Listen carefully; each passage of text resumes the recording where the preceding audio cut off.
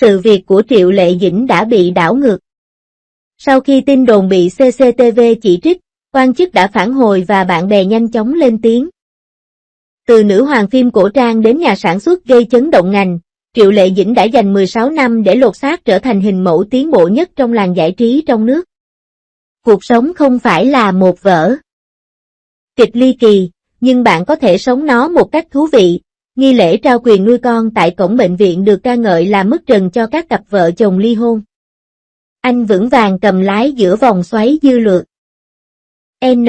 Trở lại đỉnh cao với vị trí thứ 2 phòng vé thanh minh, biến mọi giai đoạn cuộc đời thành những vở kịch đỉnh cao. Chiếc camera giám sát ở lối vào bệnh viện có lẽ không bao giờ nghĩ rằng một ngày nào đó nó sẽ trở thành một hình mẫu quan sát cha mẹ trong ngành giải trí. Vào lúc 3 giờ 17 phút chiều vào ngày 5 tháng 4, chiếc CD của bệnh viện và từ khóa đã trở thành từ khóa tìm kiếm nóng hổi với tốc độ tên lửa.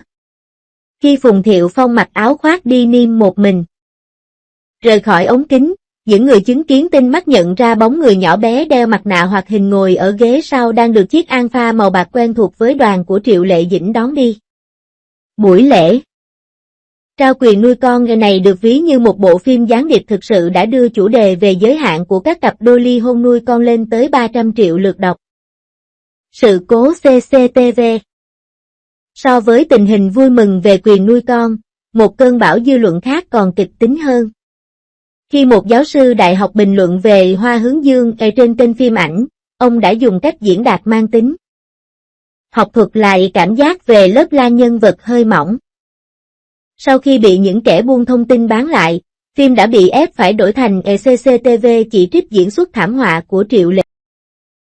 Ào lại bài đăng tân bốc trên tài khoản Weibo chính thức của Lục Công Chúa vào đêm ngày 15 tháng 3 và phần bình luận ngay lập tức trở thành một cảnh chỉ trích quy mô lớn, kể còn cách đối xử với con gái ruột thì sao?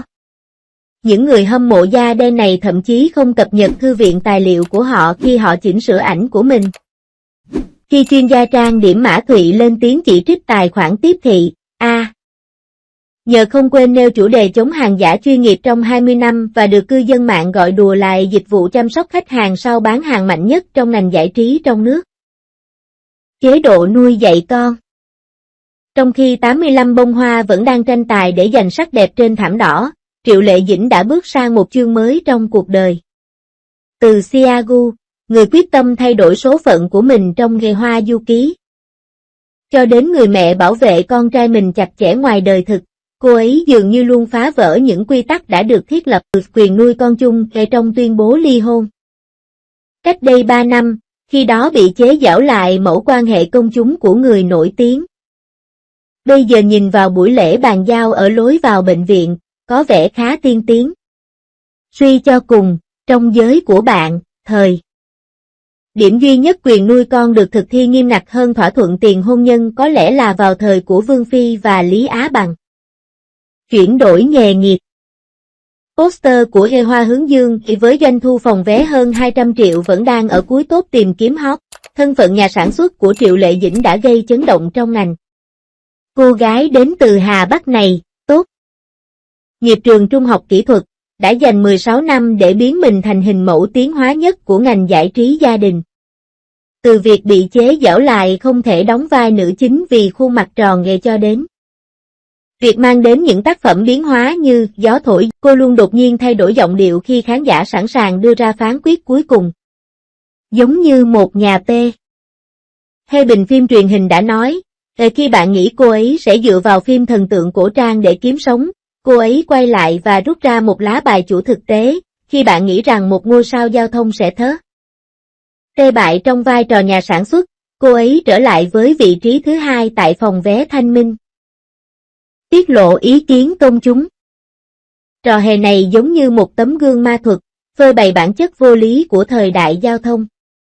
Các bài đánh giá phim chuyên nghiệp của một giáo sư đã bị chặn lại và được sử dụng làm vũ khí tấn công, Cờ nuôi dạy con cái hàng ngày được phóng đại thành chuẩn mực đạo đức và công chúng nói chung đang chơi một trò chơi thoát khỏi căn phòng quy mô lớn giữa thông tin đúng và sai.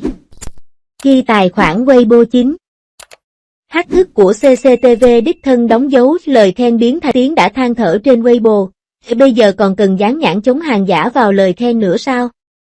Tôi đề N.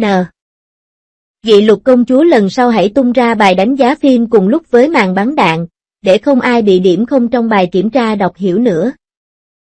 Nhìn vào lịch trình mới nhất tháng 4 do hãng phim của Triệu Lệ Dĩnh công bố, quay phim, hoạt động quảng cáo và thời gian dành cho cha mẹ và con cái đều được sắp xếp hoàn hảo, tôi chợt nhớ đến câu cô ấy từng nói trong một cuộc phỏng vấn, cuộc sống không phải là một vở kịch vui vẻ, nhưng bạn có thể sống một cách thú vị.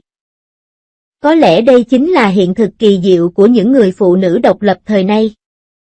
Những người phải có khả năng tỉnh táo trong những âm mưu đẫm máu và giữ tay lái vững vàng trong vòng xoáy của dư luận.